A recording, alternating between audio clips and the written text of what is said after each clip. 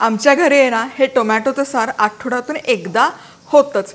अतिशय दाटसर, रुचकर, क्रीमी होतं आणि हे ना असंच पिऊ पण शकतो आणि मुख्य म्हणजे भातावर टाकून भातासोबत देखील हे सार खाऊ शकतो.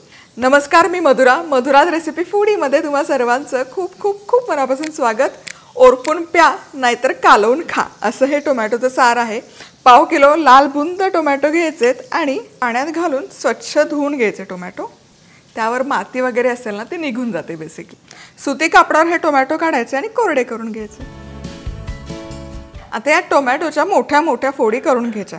हे स्टेनलेस स्टीलचं चॉपिंग बोर्ड आपलंच आहे. madhurazrecipeclub.com वरून ऑर्डर करू शकता किंवा व्हॉट्सअप नंबर देते. इतरही उत्पादनं आहेत, वेबसाईटवर जाऊन चेक करा की. अगदी बारीक चिरायची गरज नाही आहे, फक्त अशा मोठ्या मोठ्या फोडी करून घ्यायच्या. अगदी झटकीपट होणारं हे टोमॅटोचं सार आहे. तर सगळ्यात आधी अख्खे धणे घ्यायचे. धणे भाजून वगैरे नाही घेतलेले. तर यामध्ये सुक्या लाल मिरच्या घ्यायच्या. बॅडगी मिरची घेतली आहे मी, 3 घेते आहे. आता पुढचं काहीच जिन्नस यामध्ये न घालता सुके जे आपले मसाले आहेत हे आधी दळून घ्यायचे. यामुळे काय होतं ना, सुका मसाला हलकासा दळला जातो. बघा, हलकासा दळला गेला. आता यामध्ये सगळ्यात आधी टोमॅटो घालायचे बेसला. लसूण पाकळ्या, लसूण जास्त घालायचं या सारसाठी आणि अर्धा कप ओल्या नारळाचं चव. आणि आत्ता अजिबात पाणी न घालता हे दळून घ्यायचं. पाण्याचा अजिबात वापर न करता हे छान जितकं शक्य असेल ना तितकं असं मेळण्यासारखं एकदम बारीक मिक्सरला फिरवून घ्यायचं. आणि अजिबात पाणी वगैरे वापरलं नाही. आणि बघा मस्त झकास झालं आहे, एकदम बारीक वाटलं गेलं आहे. चला आता सारला फोडणी करण्याकरता 2 टेबलस्पून तेल कढईमध्ये गरम करण्यासाठी ठेवलं. यामध्ये सगळ्यात आधी मोहरीचा खमंग असा तडका बसला पाहिजे, फोडणी बसली पाहिजे. हिंग, कढीपत्ता आणि हे टोमॅटोचं मिश्रण जे आपण तयार केलं होतं.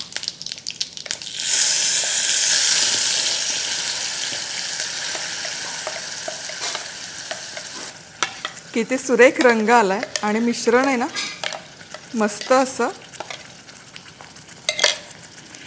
खूप छान असं ते ॲक्च्युली वाटलं गेलं आहे. आता या वाटणामध्ये काही जण कांदा पण घालतात. तुम्हाला आवडत असेल तर कांदाचे अर्धा कांदा किंवा एक छोटूसा कांदा घातला काही हरकत नाही. आता हे मिसळून घेऊयात आणि हे वाटण आपल्याला एक 5 मिनिटं छान तेलावर परतून घ्यायचं आहे. म्हणजे टोमॅटोचा जो कच्चेपणा आहे किंवा कच्चा वास आहे, लसणाचा कच्चा वास आहे, तो सगळा निघून जाईल. पण काय खमंग सुवास तरवळतोय, फोडणी खमंग बसली आहे, वाटण कमाल झालं आहे, क्या बात. चला इथे ना बरोबर 7 ते 8 मिनिटं हे टोमॅटोचं मिश्रण आहे शिजण्यासाठी ठेवलं होतं. मस्त हलकंसं त्याला तेल सुटायला सुरुवात झाली आहे. सुवास तर एवढा खमंग दरवळतोय, क्या बात आहे. आता यामध्ये मीठ घालूयात, चवीपुरतं मीठ, कोथिंबीर मिसळून घ्यायचं. वा, कोथिंबीर नंतर घातली तरी काही हरकत नाही, पण आत्ता फोडणीत घातली ना त्याचा स्वाद छान उतरतो. आणि गरम पाणी, गरम पाण्याचाच वापर करा, थंड पाणी नका घालू. आणि आता हे मिसळून घ्यायचं.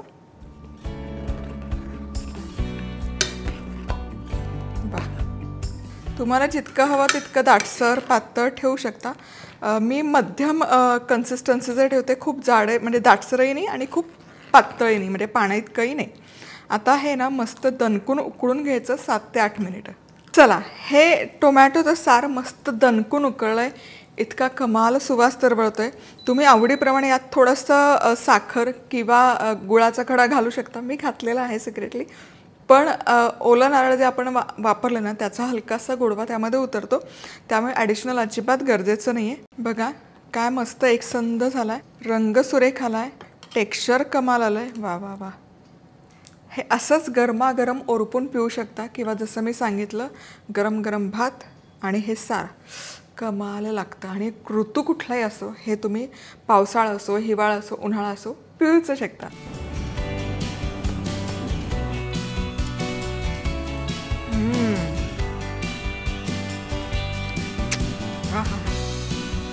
क्या बात.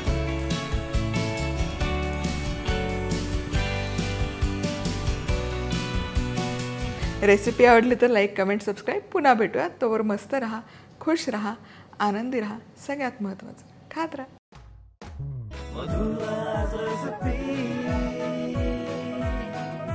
मधुराज रेसिपी, महाराष्ट्राची अस्सल चव.